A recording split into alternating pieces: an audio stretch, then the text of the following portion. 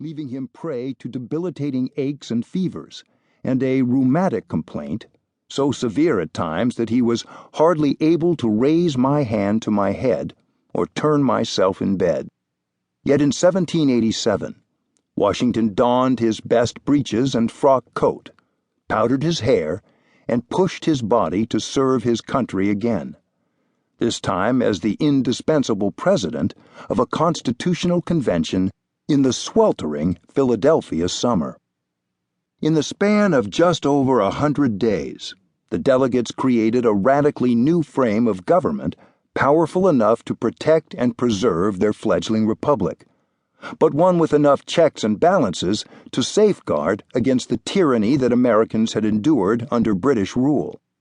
These learned but pragmatic politicians heeded the warning of John Adams that men are not only ambitious, but their ambition is unbounded. They are not only avaricious, but their avarice is insatiable. Therefore, it is necessary to place checks upon them all. The framers adopted impeachment as a necessary check against tyranny. "Shall any man be above justice?" asked the influential Virginia delegate George Mason. He warned that it is the president who can commit the most extensive injustice.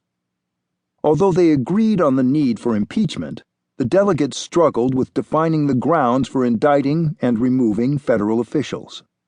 During the convention debates, to specify the criteria for removing a president, delegates used such disparate terms as great crimes, malpractice or neglect of duty, corruption, incapacity, negligence, and maladministration.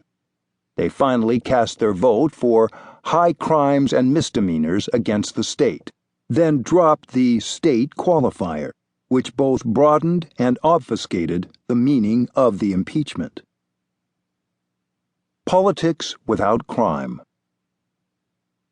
In the election of 1800, after one of the nastiest campaigns in U.S. history, the nation experienced its first political upheaval when the Democratic-Republican Thomas Jefferson defeated the Federalist incumbent president John Adams. Federalists attacked Jefferson for his alleged atheism, radicalism, and lack of moral standards.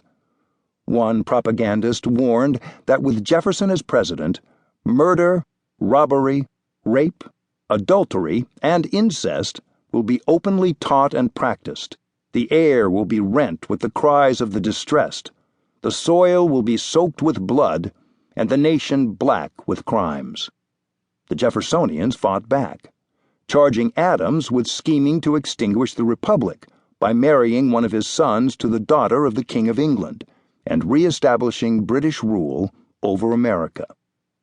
During this interregnum, John Adams pushed through the Judiciary Act of 1801, infuriating the victorious opponents. The act created 16 new circuit court judgeships and reduced the size of the Supreme Court from 6 to 5, thereby depriving Jefferson of an appointment. In the 19 waning days of his presidency, Adams appointed so-called midnight judges to these new circuit court positions. When Oliver Ellsworth, the Chief Justice of the Supreme Court and an Adams loyalist, conveniently retired, Adams was quick to appoint the staunch Federalist John Marshall as his replacement. Marshall served as Chief Justice for more than 30 years. Jefferson and his new partisan majority in Congress repealed the Judiciary Act and turned to impeachment for rectifying what they decried as the Federalists' packing of the courts. They carefully picked as their first target the elderly Federalist District Court Judge John Pickering, whose advanced dementia and alcoholism led to erratic and sometimes bizarre behavior on the bench. The impeachment of one of many federal trial judges may not amount to very much, but Jefferson and his allies in Congress targeted Pickering as part of a larger plan to breach the separation of powers and place the constitutionally independent judiciary under the heel of the president and his party. Ironically, it was Thomas Jefferson who famously had written in his notes on the